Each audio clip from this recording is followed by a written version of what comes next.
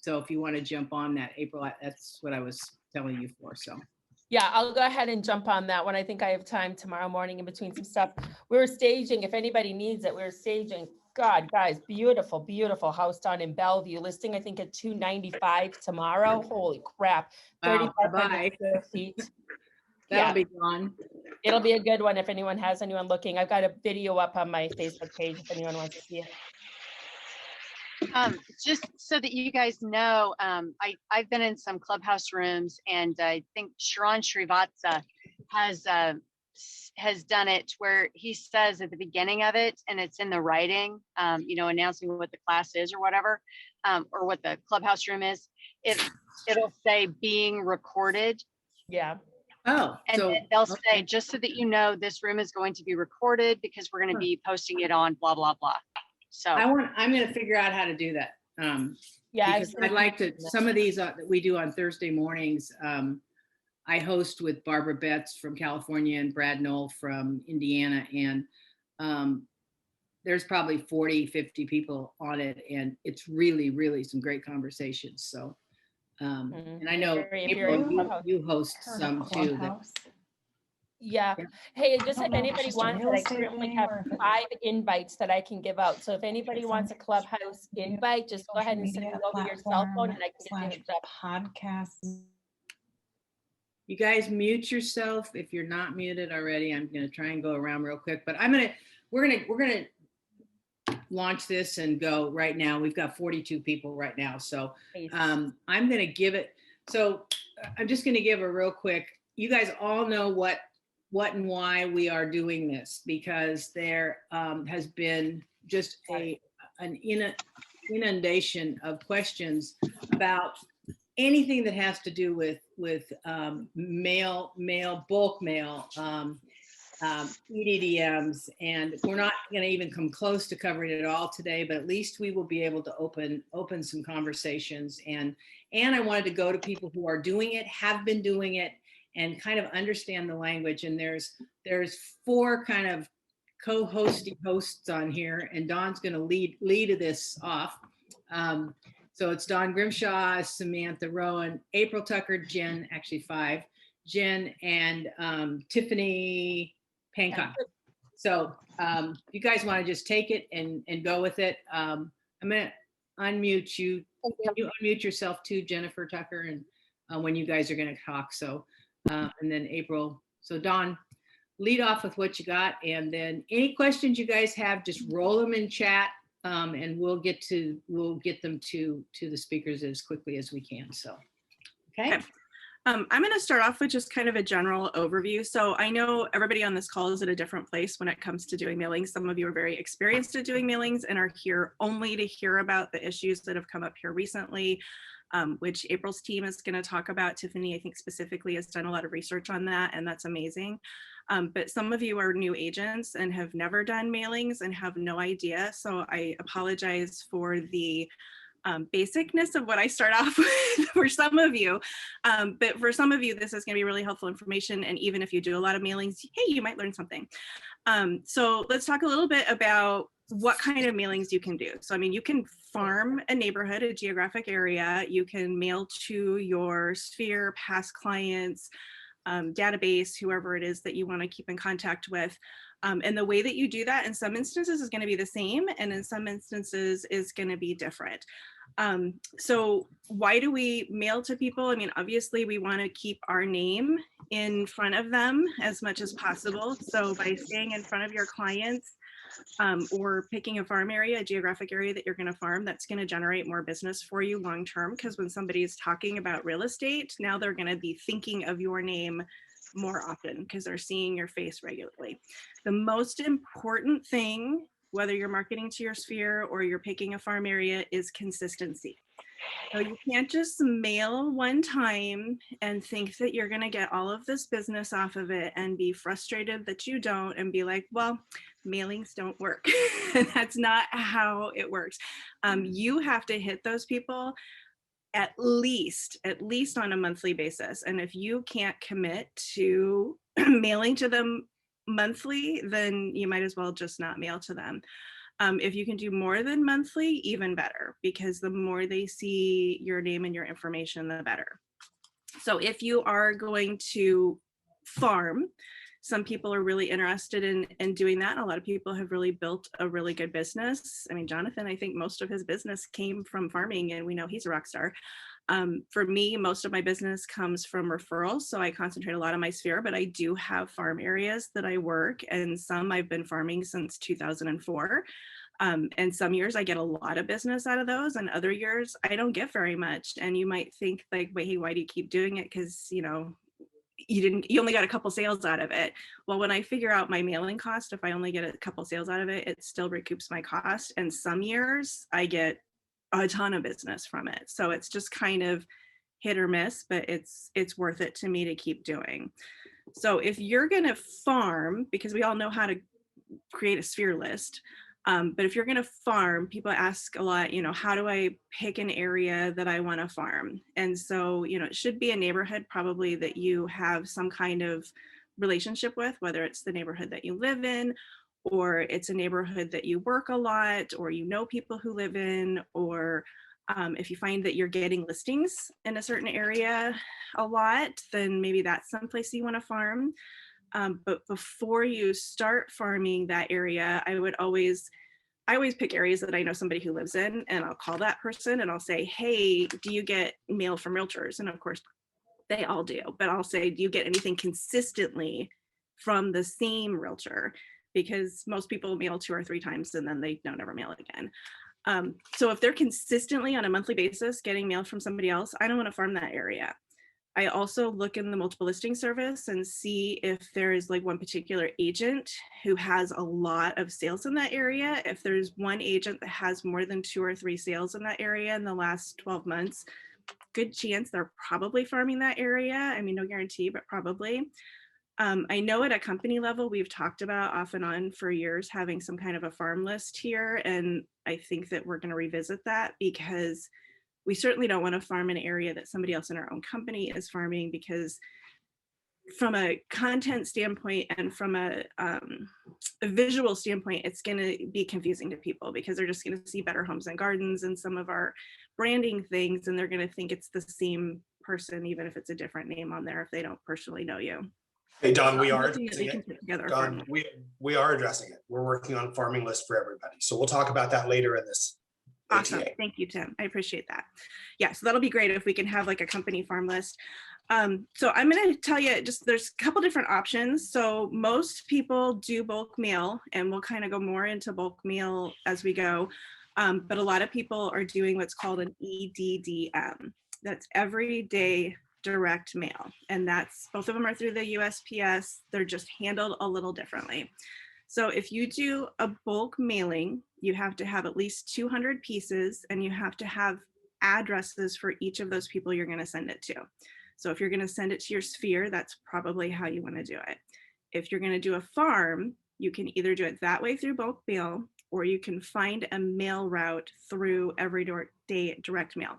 So I'm going to have Sam pull up her screen, and she's going to show you how you do that. So you just go to USPS. And then I'm going to mute myself so Sam can talk a little bit about what she does, because otherwise we'll get a bunch of reverb. Okay, so you go to the United States Postal Service website, and when you go on it, so you'll go to, you'll go to business, and you'll go down to using EDDM. This will take you to this page, and you're going to look at the USPS printer directory. Okay, and so you'll come to this page. You can either type something in here. I always go to the EDDM option. Let's see.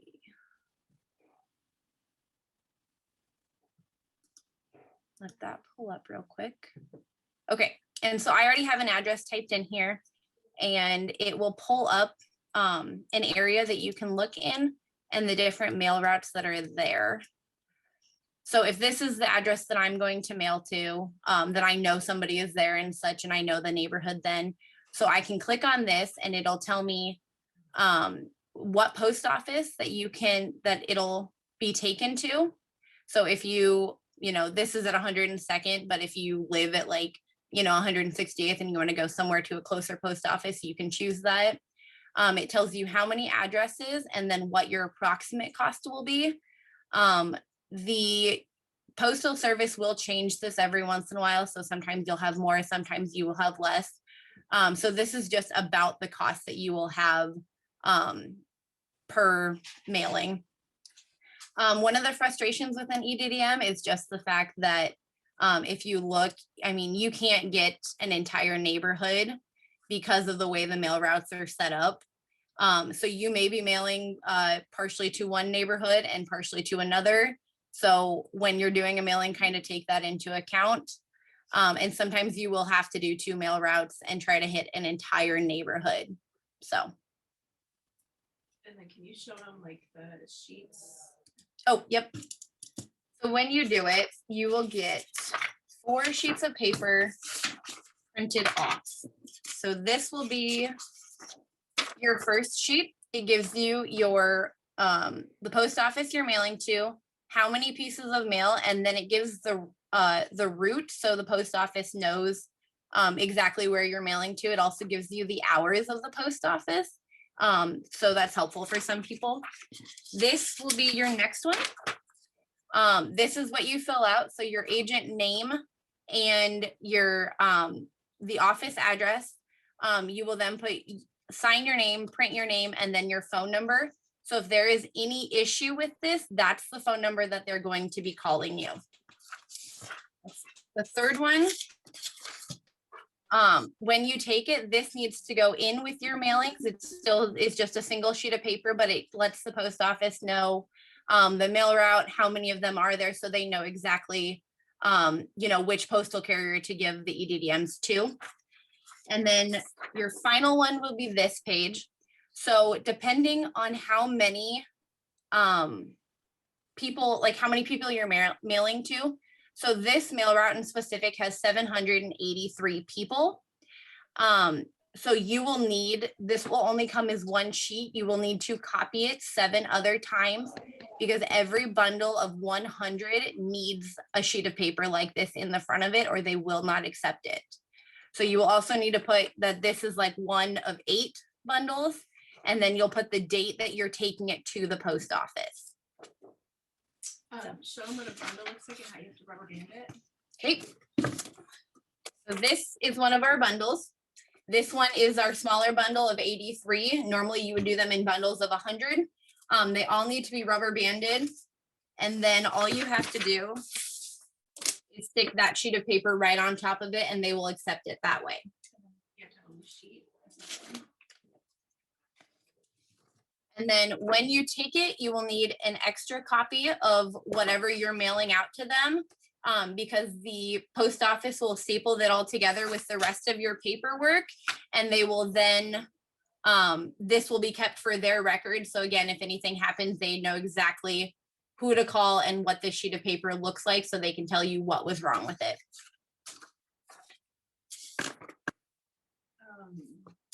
Maybe show them the container that you can take those Okay. in. And then if you go to bulk mail, you can get a bunch of these. They let you take however many you want. Not all post offices, but most of them will want you to bring it in this just because it's easier and it will allow them to put it back in their stuff to be sorted later. So. Yeah. Let's see if they have any questions. Does anyone have any questions about EDDM specifically? Can you look at the chat? I think there's a few. Post office or online? Yeah, I was waiting to tell you that there's several things in here, but the last one was, do you pay for EDDM at the post office or online? So you have, when you go, so if I have this mail route, I can continue. So I pick what day that I want to drop it off. And after you click that you have read the terms and conditions, you can choose whether to pay at the post office or pay online. Online, it'll obviously take a credit card and everything, and then will give you your 4 sheets of paper. If you pay at the post office, then it will print it will give you the 4 sheets of paper and such, and then your total will be on that for the post office. Okay, and how do you know what sheets to print off for EDDM? Does it show you? Like what those sheets, the you just showed. Oh, I think she just answered that it's Okay. after you click pay or after you pay. But I Okay. do have another question. Can you go over, I know EDDM makes you can only mail certain sizes. For instance, you couldn't mail our newsletter via EDDM. Is that correct? Because you yes. can only do like a front and back of a letter size paper or something like that. But where do you find out what sizes you can do and if it'll be compliant? So Dawn's gonna go over like newsletters and all of that, but if you want to check, we've always had good luck with just a full sheet of cardstock front and back. But you can go to this mail piece size checker, and you will have to know the length, the height of your piece of paper, and you need to know the thickness. Now, every once in a while, you can just take a piece of paper if you want and ask them at the post office if they will accept it when you're taking something else, and they will weigh it for you and tell you the correct sizing. But this is a quick way that it'll tell you your size requirements and what is expected for it. Tell them your experience just now when we were trying to do postcards. Oh, so for example, we were trying to do postcards, and we would put in all the information on here, and it told us that something would have to be different. And so we were going back and forth. So I took an actual sample to the post office, and I had one of them tell me that it would be accepted. I had another one that told me that it was too small. I had another one tell me that if I made it slightly bigger, that it would work. All of these different things. So if you're only mailing to one post office, I would definitely suggest taking an example with you and making sure that they will send it for you. So I think that answers, can you use a postcard? And then Angie said the paper has to be a certain cardstock as well. You can also do 8.5 by 5.5. Is that correct? Here, can you mute yourself again? Mhm. Okay, so I'm gonna have.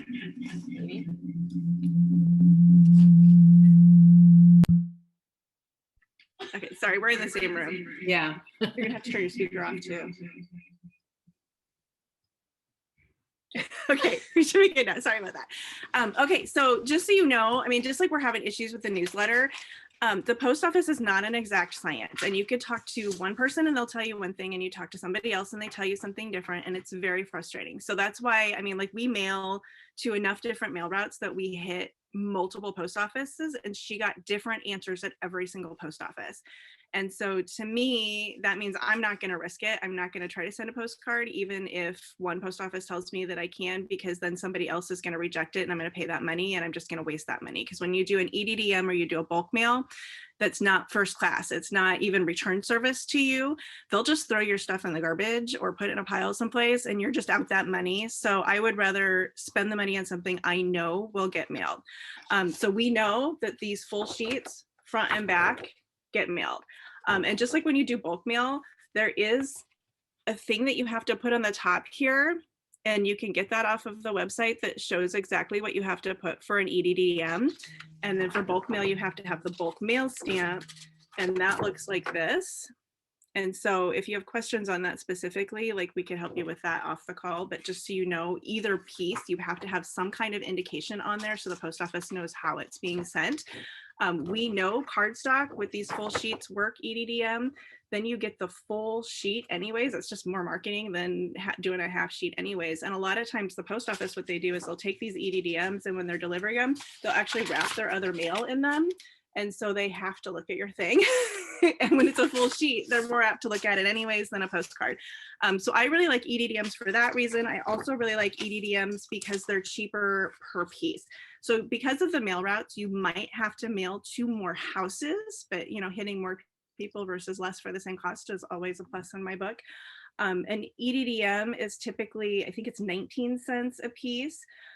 Where like a bulk mail is between 26 and 29 cents, depending on how you're mailing it. So it is a little bit less expensive, but like Sam showed you with those mail routes, sometimes you have to add in areas that maybe you didn't really want to add in to get the whole neighborhood.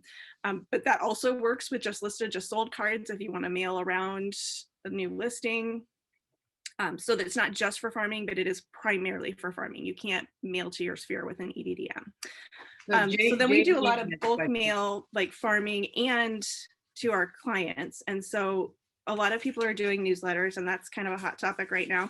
So we used to do our newsletters like most of the other people do them. These were 11 by 17 pieces of paper, folded in half, and then folded in half again. And then you tab and you tab. We actually changed for 2 reasons.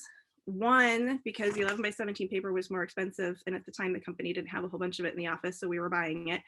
And number 2, because the printer will do your first fold, so it'll fold this way for you, but it won't do your second fold. You had to manually do that. So we changed it so that we have the same content, but it's like a book now on a regular sheet of paper. So it only has 1 fold, and then tab, tab. So the printer does our only fold, and it comes out correlated. Is that what it's called? Collaborate, whatever it's called, where that sticks the sheets in all together. So literally it's done, tab, tab, you're done. We have never mastered, and I know Jonathan has, and maybe he could teach a class on this, how to put the addresses on here so that it prints. I don't know if the Tucker team figured it out, but if you did, please share. But we print labels still, and so we do have to tab, tab, label. But that's how we do our newsletters, and it's just regular paper that's in the printer all the time. If you're going to do a big bulk print job, you might have to buy some extra or let the office know that you're going to do it, because you don't want to use all the paper for other people. That would be very rude. You can also do a trifold. So we do trifolds, and the printer will print these trifolds also. And then you tab and you tab. And again, you have your bulk mail thing here at the top, your return address. So you got to make sure it's formatted right when you're designing it so that you have it like that. And then we also do postcards, bulk mail. This is just a half sheet cardstock that we cut in half. And so we do those for, if we're going to bulk mail, just listed, just sold. And then if you're going to bulk mail to a neighborhood, you'll have to get those addresses somehow. So when you do the mail routes, you do it where Sam showed you. But if you're going to mail to a neighborhood and you want to bulk mail it, then you're going to have to go to the county, and you're going to have to pull down the neighborhood information. So you're going to go to Douglas County or Sarpy County, and there's a place there where you can enter in a neighborhood and you can export that list. You're going to want to do that every few months because the addresses are changing and people are moving. If it's an area that you consistently farm very heavily, sometimes you can watch the MLS and just watch for particular houses that change and go in and change it. If you had an area that maybe a lot of people have said, don't mail to me anymore, and you've taken out addresses, then you might want to be watching the MLS and change it that way so that you're not putting people back in who've already complained. On that same note, people will complain about EDDMs. You're doing a mail route. You can write in there, exclude a certain house, but they're not going to pay any attention to that. So if people call me and complain off an EDDM, I just say, I'm so sorry, we're doing an entire mail route. I can't stop it. You're going to still get it. If they complain off of one of my bulk mail things, I do take them out and try to be respectful and try to make sure that they stay out. So So there's a lot of different options with bulk mail, and you can actually do thick packages with bulk mail. It costs a little bit more, but as long as all of your 200 minimum pieces are exactly the same, and I do mean exactly the same. You can't have some newsletters where you're like, some of them I'm going to stick this extra thing in. They can't do that. They have to all be exactly the same. If you stick it in one, you got to stick it in all of them. They have to weigh the same. So you have more options with bulk mail. You could do like an envelope with a big calendar in it, bulk mail, if you want to, as long as they're all the same and you have a minimum of 200 pieces. Now with the EDDMs, you take them to whatever the post office is for that mail route. So Sam has to go to multiple post offices and drop off my EDDMs at my multiple areas. Bulk mail is always downtown at the bulk mail office on 11th and Pacific. So EDDMs are more convenient and they're less expensive, but much more restrictive. With the bulk mail, you can do pretty much whatever you want. Let's see what else I had on my list. A bulk mail, you have to have a check. You cannot pay online ahead of time. You cannot pay by credit card. You must have a check with you. They will weigh it. So you go with your number, your piece count number, and they'll tell you you're wrong almost all the time. They will weigh it, and then they will tell you how much you owe. So we don't even usually fill out, I mean, like we have a piece count number, but we don't usually fill out the whole thing until they weigh it and they tell us an amount. But I will tell you, on 2 separate occasions, they have weighed it. They have told me an amount. I have either myself or Sam or whoever has driven all the way back out to Elkhorn from downtown, and they'll call you and be like, yeah, this isn't right, you owe us more money. I'm like, you're the one that gave me that amount. Yeah, we don't care, we're not going to mail this, you owe us more money. And they want you to bring another check downtown. And so I've argued with them, and they have allowed me to take that check to a different post office, but you still have to manually, physically take that check to a different post office before your stuff will go out. So just FYI, the mail is fun. Have Dawn So call. before I turn it over to the people who have investigated the most recent issues, what other questions do you have specifically? There's a bunch of questions on here. So Jay Haining wants to know, Chat. can you hear me? Am I? Yeah. Jay Haining wants to know. Carol, I think are you muted? No. Oh wait, no, sorry. I had my volume turned off. Okay, go ahead. Okay. Jay Haining wants to know, how do you choose an area and how do you know if it's already being farmed? So, and then I'll ask you the rest of the questions that are on here. Okay, so yeah, we kind of talked about that at the beginning. Like, I find somebody who lives in the neighborhood and ask them if they get regular mail pieces from anybody. If I don't know anybody in the neighborhood, or even if I do, I still check the MLS to see if there's one particular agent that has a whole bunch of business in there. Hopefully we're going to have a list soon for our company, so at least you're not mailing to someplace else that has somebody in our company mailing to it. And I also look for areas specifically that have a good turnover. You don't want to pull up a neighborhood and see like only 2 houses have sold in there in the last year. Well, that's probably not going to give you a lot of opportunity for business. So you want to pick something that has a good amount of turnover. You may have answered some of these in the context of what you've been talking about, but so specific neighborhoods have their own specific post office you must mail from, or can you utilize any post office from all neighborhoods and spheres?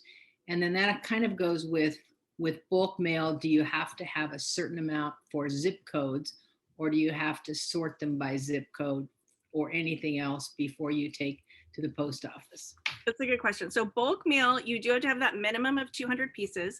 It can only be zip code 680 starting with, or 681 for just put together whatever. If you have anything that's outside of those zip codes, you can still bulk mail them, but you have to have those pieces separated. So anything that's outside of 680, 681, you have to have separated and put like in a rubber band separate from the other ones. But you can bulk mail to out-of-state ones along with your in-state local ones.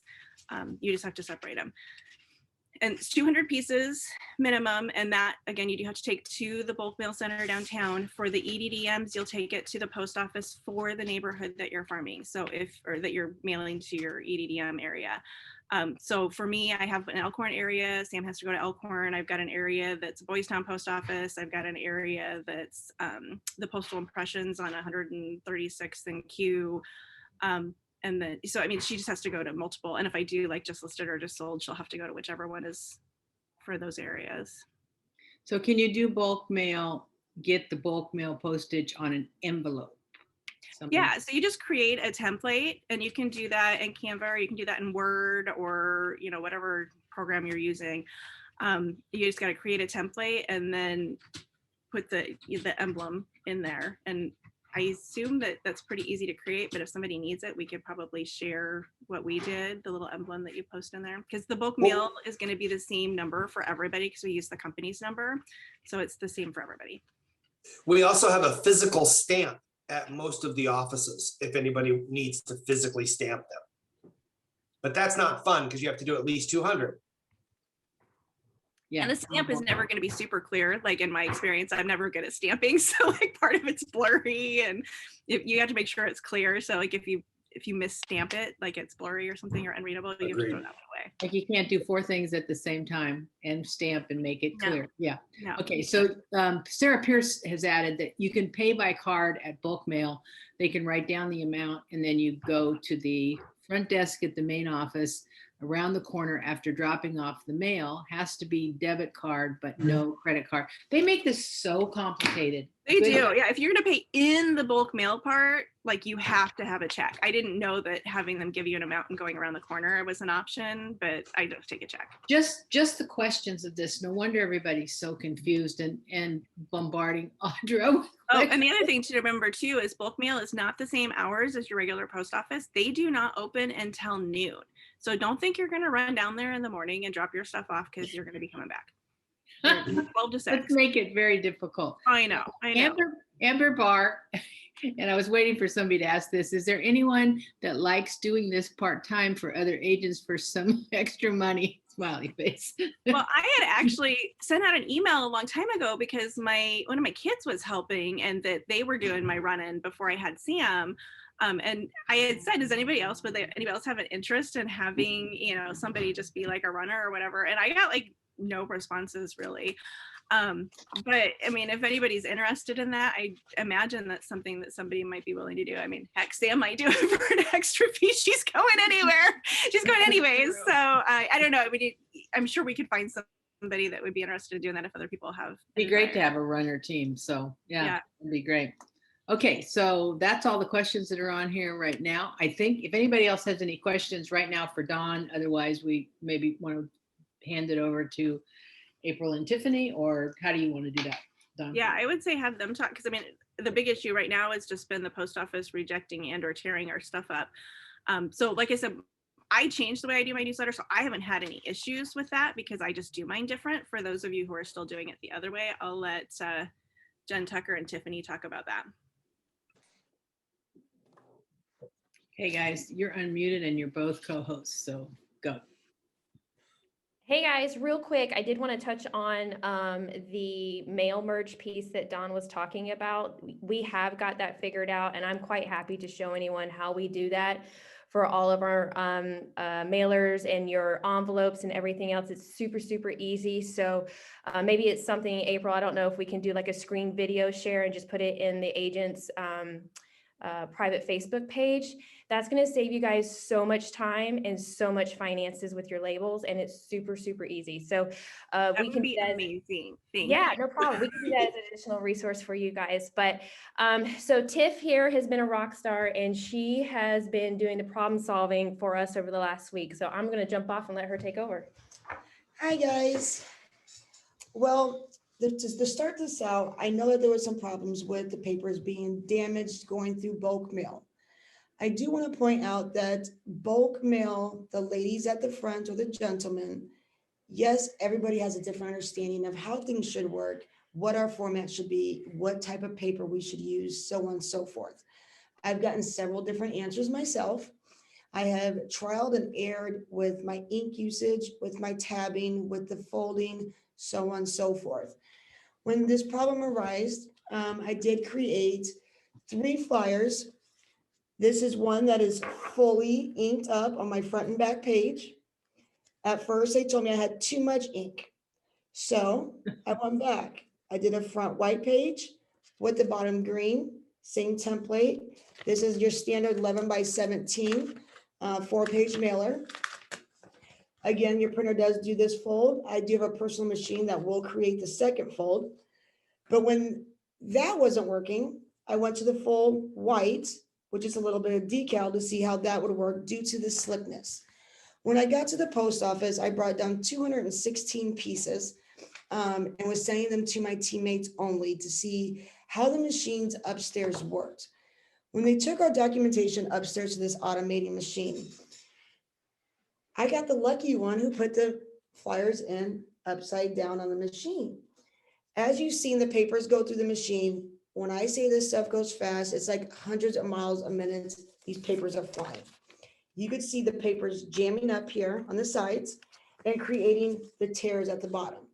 Now I know we cannot pick the automator who runs the automation machine upstairs, and you would think that everybody was trained properly to be able to put the paper in the machine top up where they should be because of your tabs.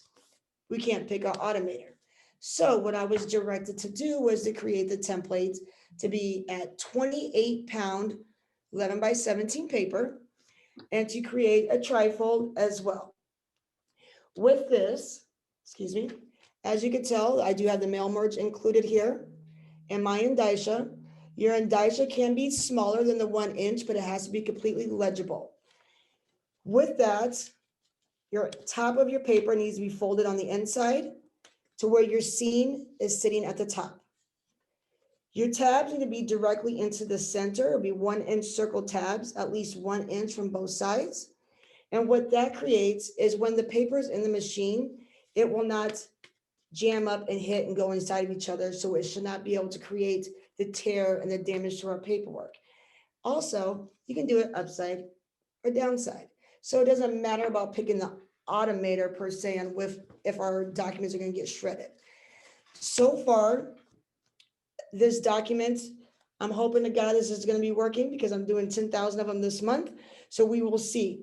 The only other trick to this, it doesn't matter about the ink usage at all, but there should be a little white box, or if you have a white front, it is fine. But the white box underneath does let the post office spray on the barcode, which then allows the document to go through the rest of the machines and get to the other post offices so they get dispersed out to the right,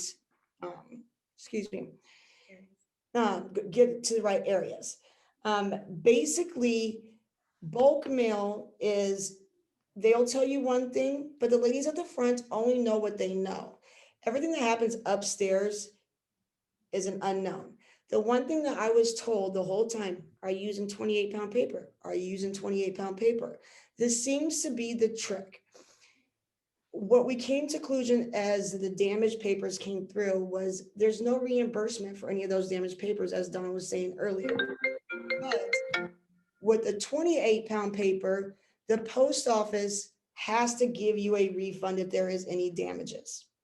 So that is a trick that we are going to try to use this month, is using that 28-pound paper, this format completely with our tabs on the side. You can get machines that does the folding and the tabbing, or you have a great person on your team that will do all of this by hand. Totally up to you. But I have been spoiled with machines, thank goodness. So this is the format so far that we are hoping to God is going to be our successful way of getting everything to our clients and be able to farm, to be able to get my realtors and everybody on my team some successful leads in the future. The address block can be merged in by Word format throughout a mail merge. I also did check into some third-party shipping options, meaning if I'm able to take this to FedEx or UPS or DHL. The problem with that comes to be is that at that point, they either try to find a fourth party person, like a private delivery guy, to deliver these items, but it turns into being like almost $9 a flyer, to where right now, since the postage has bumped up, we're still looking at 0.27 per flyer. So cost effective. I believe that this template would be the most successful and to be able to get any type of reimbursement from the post office without no problem whatsoever. 20-pound paper, you might run into that problem not being able to be reimbursed. So is that 28-pound paper that you're doing the trifold? Okay. Correct. Somebody just asked that. Yeah. Yes. So 28's the number. 28 should be the lucky number, ma'am. That's the number that the post office came back to us and said, if you're not doing it in 28-pound, then we can't help you. That's What? their kind of, this is the standard. And if you're not meeting our standard, then we can't, we can't solve your problem. We can't reimburse. It's their excuse. And so What size paper is that? this is like- 11 by 17. So the Okay. same thing that everybody else is using, and the printer does the half fold, and then we have the trifold. Got it. We are, by the way, we are pricing out right now because Tiffany had given me a heads up, or given us a heads up. We are pricing out 28-pound paper for the offices. We just don't have that info back yet. It says, does the gloss of the paper matter at 28 pounds? Yes. I have not noticed any difference. I feel like as I have been producing these this month, it is a lot more slick. There is some static in between, but the trick of that as well are the tabbings on the side.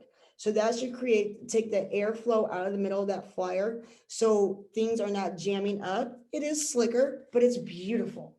Like the presentation of the flyers is much more high quality than it is on the standard 20-pound, in my opinion. So I think we should start a printing division, and Tiffany should head it up. So what, Hell yeah. you are like an incredibly patient person. I would have already, like, somebody would have died in the middle of all that. How many times did you go to the post office this week? 4 or 5. She's I been mean, down there visiting with the girls but down there. the lady Ann down there did try her hardest Mhm. every which way possible to get me the right answers and it being cost effective for all of us. She knew I had machines on the line. She knew I had time, patience, and everything that I do going through with this. I spent a little over a week and a half of my time getting these done for my team. And it's my pleasure. Well, wow. Okay. And I think that's amazing if you've got especially tapping and folding machines, because that makes those folds easy.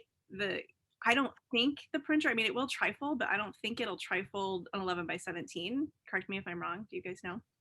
I think It it has to will- be the half fold, right? It will not do your second fold for you. Mhm. So if you're Yeah, so doing if you it, don't have a folding machine, then you're going to be manually folding all of those. So just keep that in mind for those of you who don't have a folding machine. I don't have a folding machine. I've never invested in one because we just changed our format so the printer does our fold for us. And so then we're done. So there's a lot of different ways to do it. And I wish that I had folding machines. I figured out a way around it. yours is cute too.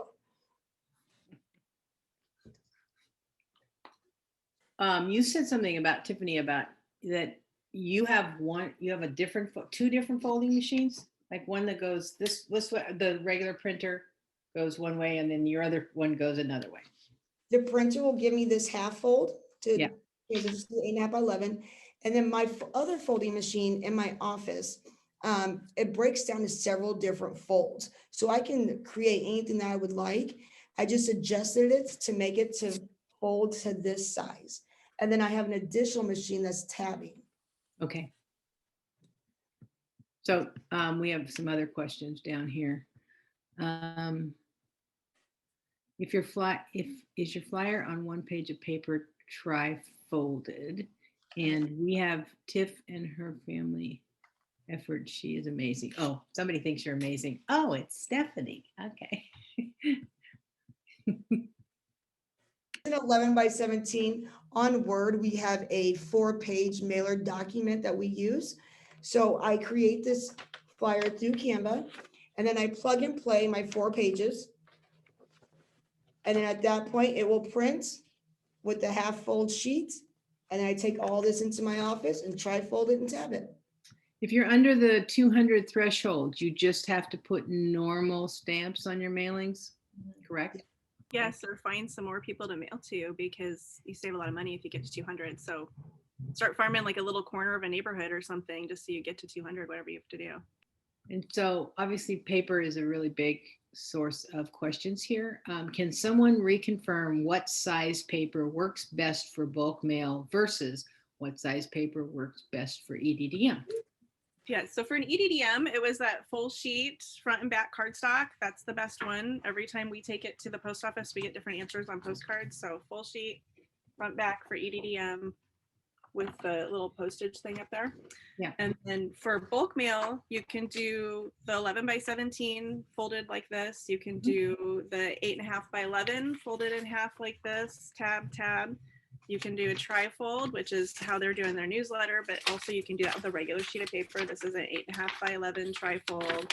And then you do the tab and the tab. You have to be about 1 inch from each end. Or you can do postcards for bulk mail. Mhm. Or you can do anything that you want. I mean, essentially, you can send like big fat envelopes with like a big full-size calendar, as long as all 200 pieces are exactly the same. They just charge you a little bit more for some of those bigger pieces. Another option to consider if you don't want to mess with folding and tabbing, but you still want to bulk mail, you guys, is you can still create a tri-fold that the printer will print for you front and back in your regular 20-pound paper if you want to use that as your newsletter, and then bulk mail your envelopes. So you'll have to stuff, you've got a tri-fold, the printer will tri-fold, you can stuff the envelope, but then you bulk mail the envelope, and then you don't have to worry about actual tabbing. So that's another alternative for you. Yeah, so here's like an envelope that we bulk mailed. And that's the And then we put a stamp. thing inside of it. Yeah, and this one we actually used the stamp. We didn't run it through the printer. So you can see like the quality isn't as good because we used Right. But it is nice to know it's an option for those people that are intimidated by trying to print that. Yeah. Yeah, it's great to have that as an option. So Tim or Audra also, if you want to I'm jump in, please do. Yeah, so I'll prepare it if you don't mind, Audra. So yes, this thing about the farming list has been, it's been an issue. It's been a question for a while. The deal is that trying to organize or manage a farming list is tricky. Where do you start? Where do you stop? The reality is the list is only as good as everybody helps us keep it current and keep it up to date. Also, one of the problems is with a farming list is how often is somebody farming? What is farming? Is somebody going to control the farming? So it's just tricky. It's a slippery slope. So yes, in preparation of this class and some other ATAs and things we've got coming up, because we know that everybody wants, farming is on the increase.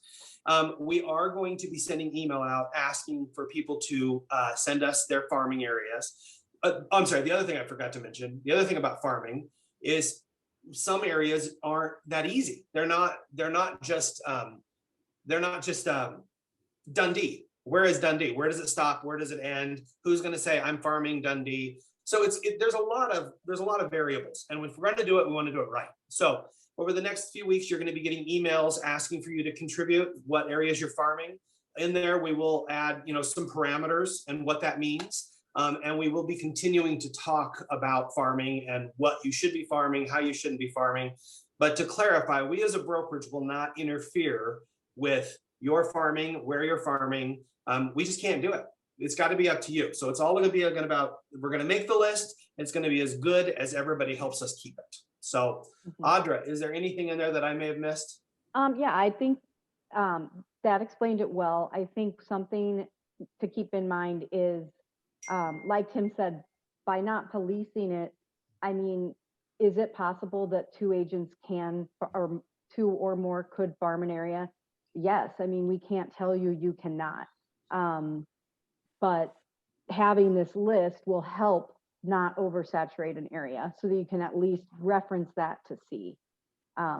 But we aren't going to say if someone already farms an area, you cannot do it. I mean, that's straight from Tom, because we really basically aren't allowed to do that. But we're going to try to provide as much information as possible to help you farm the correct areas or areas. The absolute core of this company from its inception has been about collaboration and helping each other out and being good stewards to one another. So we are going to put this list together, and we're going to ask that everybody does their best to contribute and be respectful. So more to come. I believe Leslie is going to be doing a whole ATA or training coming up on how to choose the best farming areas. The information today was really helpful, but I think that'll go even more in depth. And then the other thing to remember is this list is only going to be as good as the information you guys provide. We're not going to be able to maintain it without your updates. If you're farming an area and then you stop and you had said you were farming that area, you need to let us know so we can update the list. If you start farming a new area, same thing. I mean, we just want to make sure that we try to give you absolutely as much information as possible. And can we make it like when you send out that email, just that they have to mail to it at least like 6 times a year or more? Because some people mail to. Yes. Yes. So without going ask, into the weeds on that, that's kind of what I meant when I said we have to put parameters around it. What is farming? Like, all right, you can't just say, I want to farm this neighborhood.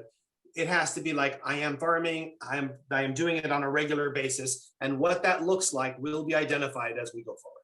Right. Like when I'm sending out the email, I'm going to ask for very specific, the more information, the better, but what neighborhood, and make sure that's clearly defined, i.e. don't just put Dundee, put Dillon's Fair Acres, or, break it down. And if it's not broken down, we're going to ask for more information.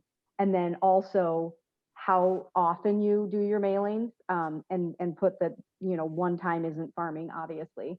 And then even so far as what type of mailing, if people can provide that kind of information, so that just everybody knows what everyone is doing.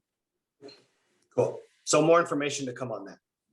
Yeah, and some people are like, I don't want to tell people what area I'm farming, like it's a big secret or something. Like somebody's gonna steal my area if they know I'm farming that area. But you're really telling for your own benefit, because if you're spending a bunch of money in that neighborhood, you don't want somebody else to come and start spending a bunch of money in that neighborhood too.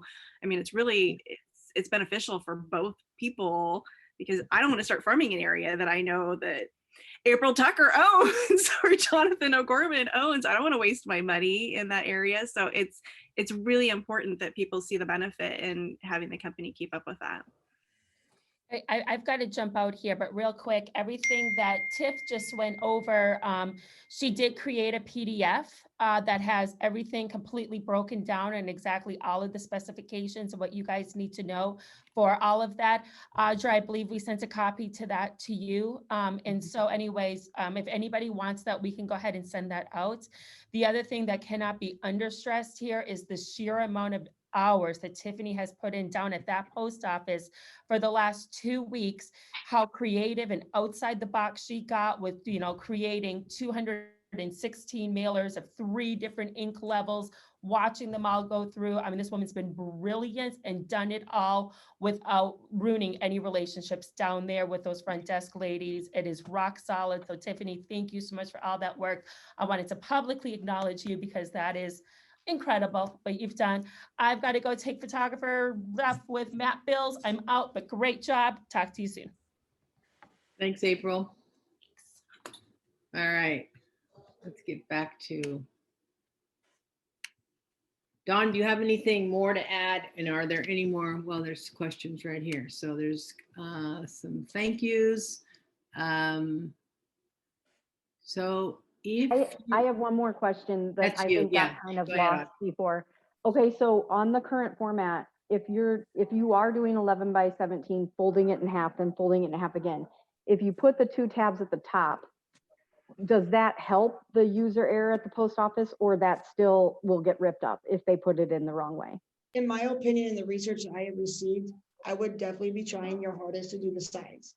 And that's Okay. just because of the way the machine works, and Mhm. it doesn't hit each other and go inside. I feel that that would be your most successful way for sure. Okay. Well, and the And rules then, are, so obviously we would reformat the newsletter to fit with more of those segments. That's what I had to do as well, yes. yeah, and Audra, just so you know, the rules are it does have to tab at the top unless you tab at the side, like on the trifold. Right. But it does have to tab on the top, but like Tiffany said, it doesn't matter because they can send it through the machine any way they want, but they won't even take it if you have it tabbed at the bottom. You have to have it tabbed at the top. Right. But you can, the way Tiffany's is, you can just tab on the side, and that's enough. And because then it's, I get it. Okay, thank you. You just got to make sure that this seam, your opening is at the top. If you create the opening at the bottom, that's when you're going to run into your problem. Make sure that your Have to opening open is at at the the top. top. So somebody wants to know, can the name of the folding, the kind of folding machine used information be shared? Cost and which one? I did attach with the PDF. We go through Mike White with Martin Yale Machines. He did disclose as well, because I had him come check my machines, make sure that my machines were capable of doing this fold and tabbing as well. If you do decide to invest in these machines for your team or yourself, if you do mention the Better Homes and Gardens, if there's at least 3 machines that are being purchased within our brokerage, they can issue a discount as well. So maybe if you already thinking about it, you might want to throw out an email to the whole entire brokerage to see if anybody else is willing to go in to get you some type of discount. But I did attach his business card with all of his information as well in the PDF. Okay, all that's in your thing. Great.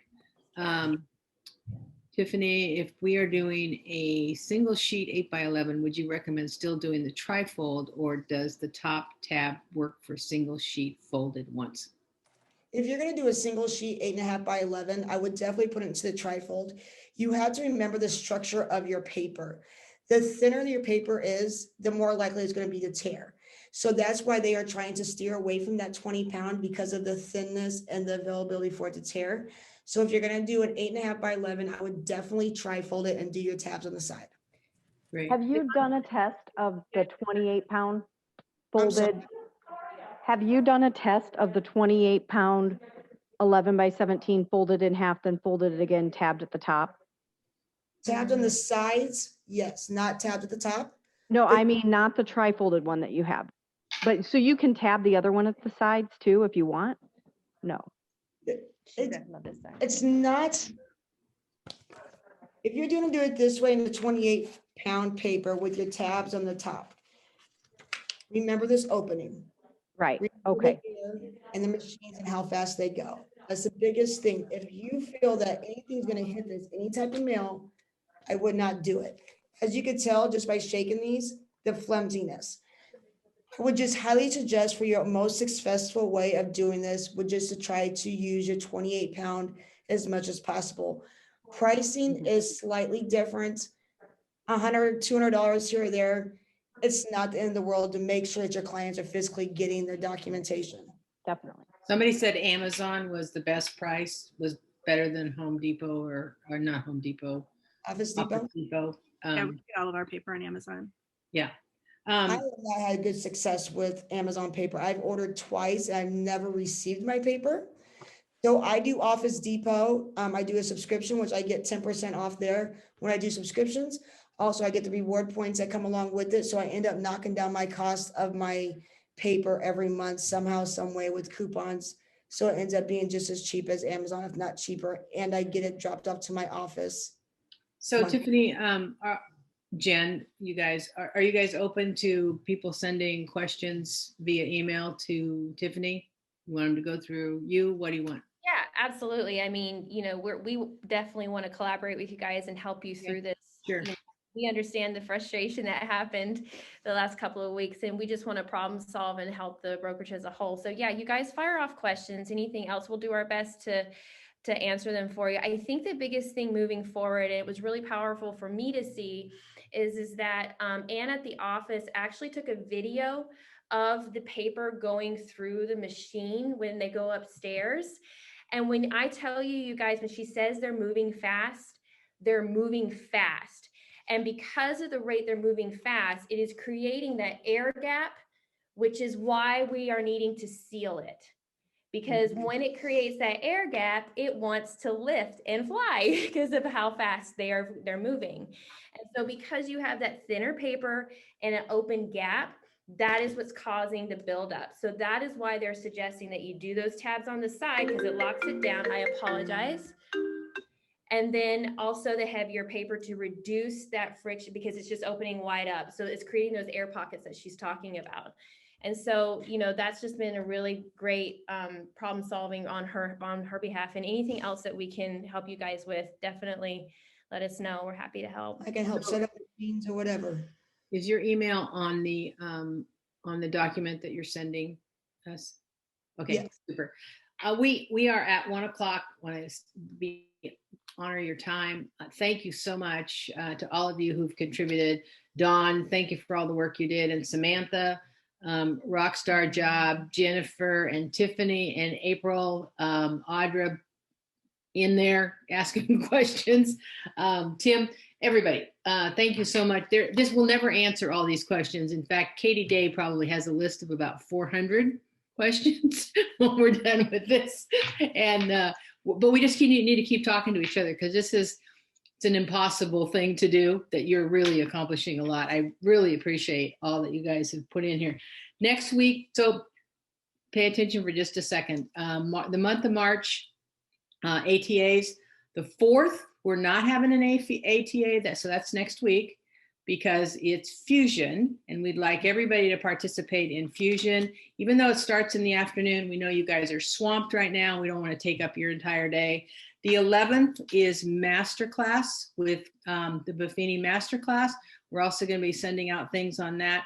That is pretty much most of the day, probably 6 hours of the day, and it's going to be priceless information with several different really, really good speakers talking about finances, talking about everything that you have to do in real estate right now, running your business at all. So we'll send out more information on that.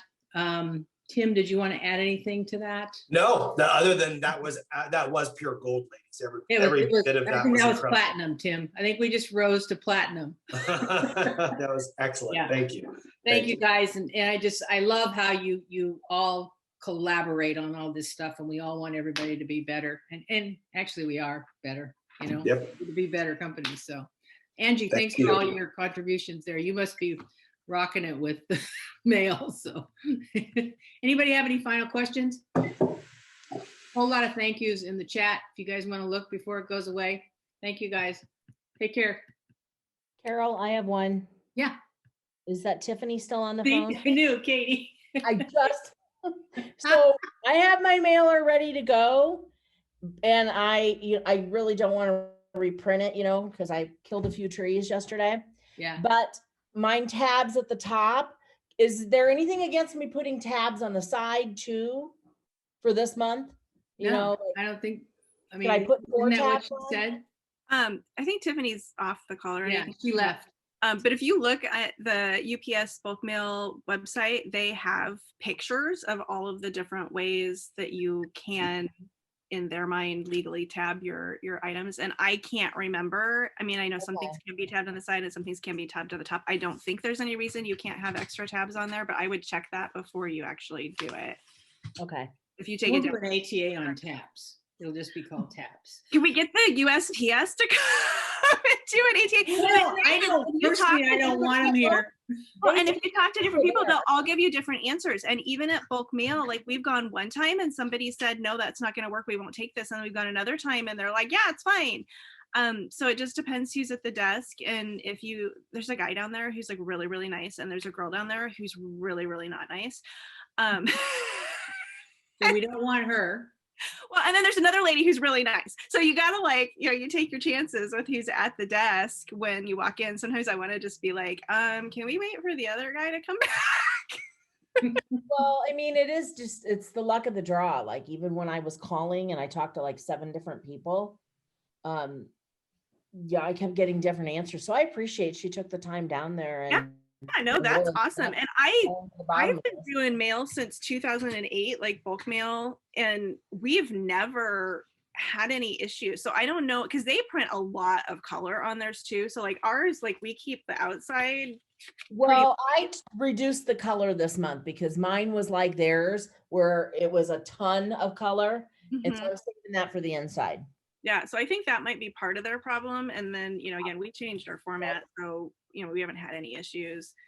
But even when we did like the single sheet, like regular 20-pound paper trifolds, and it just has the 2 tabs on the top, I mean, yeah, it would create this error, but they always get to our people. We've never had any issues. Dawn, I have a question for you. Mhm. When you send that single sheet, what's the thickness of the paper that you're using for cardstock? What's our thickness, Sam? Sam's gonna check. Last Yeah, month, it's on the paper, on the reams. And that was the other thing. Is Tim still on here? I think Tim got off. Audra, maybe you know this. So like when people are doing the single sheet trifold, or even like us that's doing regular 8.5 by 11, but we're doing you know, half fold.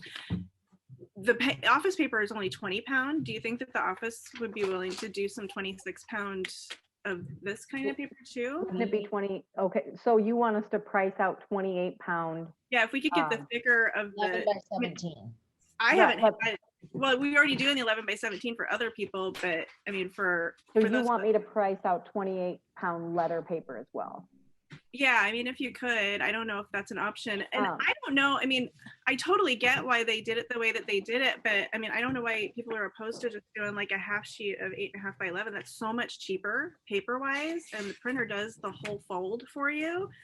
And then So- where do you put the tabs on that? On the top, so we have 2 tabs on the top. So this is the front, Mm-hmm, and then this is the back. mm-hmm. And then we just have 2 tabs on the top. And we've just been using the 20-pound paper, and we haven't had any issues. But So I mean, it collates them and folds them? mhm. Okay. Yeah, so I mean, Because it's, that's 2 pieces of paper, correct? so well, we have multiple pages. Like we Oh, have, okay. I think this is 4 pages. Most of the time, it's about 4. Right. And it's just like a book. So I mean, if you have a folding machine like they have, I mean, the way they're doing it is fabulous if you have a folding machine. But for a majority of these agents that are using like the company newsletter, or like, you know, we're designing this one in Canva, they don't have folding machines, and it takes so long to by hand do that extra fold, which is why we went to this way. One of my assistants was like, why don't we just do it this way? And I'm like, I don't know, why don't we just do it that way? Because she was spending hours folding, and I've priced those machines before, and they're super expensive.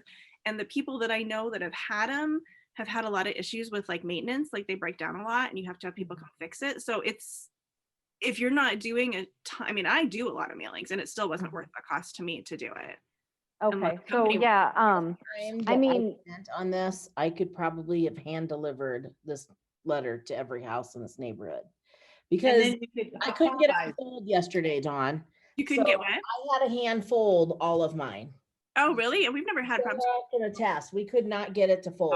We spent like 3 hours yesterday, and I think the printer was overworked down at Gold Coast, but we were using like 100-pound cardstock, and it Ooh. last month I used it with no problems, and then this month there's issues on the printer.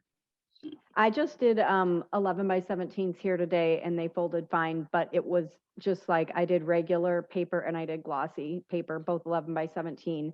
But I've never tried to fold cardstock, like heavy cardstock. Like ream of paper. And it worked last night when I went back, so I don't know what's going on. But yeah, We've That- never yeah, had it a must- problem with the half fold. We a couple times have had issues with the trifolds, like it wants to fold in the wrong place, like it'll try to fold like this or something, but usually after we play with it a little bit, then it's fine. But yeah, we'll definitely look into paper and I'll send out an email if we are able to get it. I mean, the main thing is 110 we pounds. would definitely want to market to make sure that people are using that for mailings and newsletters, not for regular copies. And that's the only thing I worry about running into is that like people will put it in and then not take it Right. out. But yeah. Yeah, and we use 110 pound for EDDMs, and that's what we do our postcards on that we cut in half. But yeah, I don't know. I mean, I haven't had issues, but if it eliminates the possibility of having issues by using heavier paper, and especially with the trifold, that's a single sheet, I would think maybe that would maybe let too much air. I don't know. We, as far as I know, they're all being delivered. We haven't had issues. So unless the company wants to provide folding machines, which would be awesome, and tabbing machines, which would be awesome, but I doubt the company wants to do that. I think they just should get, if they're gonna do that, they should just open a printing Right? like, really, like, why not just have a printing company, Audra?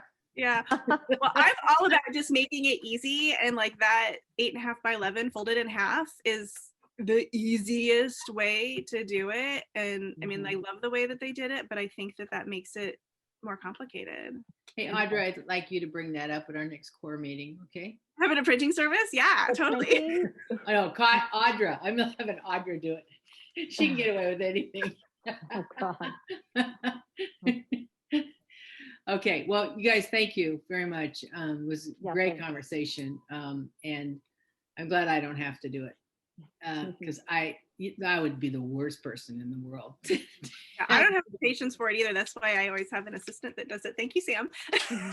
I've had an assistant since the day I started in real estate, because I started with working for somebody else that had an assistant, and I think they're angels. Every assistant is, in my book, like top of the line. So, Well, yeah. I've literally had assistants who want to quit because of the amount of They mail. haven't they? One of them Like kind of did. Yeah, like she was so They frustrated. threw the bulk mail up in the air and walked out. Yeah, she was, I mean, and I'm very honest when I hire somebody and I'm like, this is a big part of your job. But I mean, I literally had, she wasn't a very happy person to begin with. She had lots of complaints in life, but, but bulk mail pushed her over the edge. It did. We watched it happen. Oh my gosh. I couldn't recover. Well, first was Xanax, I think, came first. You know, it's funny because I've been mailing bulk mail since 2008, and I've been doing newsletters and trifolds and postcards since 2008, and I heard more complaining in the 8 months she worked for me than I had in like 15 years. Well, I just want everybody who works as an assistant to know that I value you tremendously. I couldn't do my job without people who want to do that and like to do that. And I started out with an assistant who loved her job, wouldn't have done real estate if I paid her $1 million. Hated the idea of having to talk to people about buying and selling houses. So Yeah, that's the kind of assistant that you want.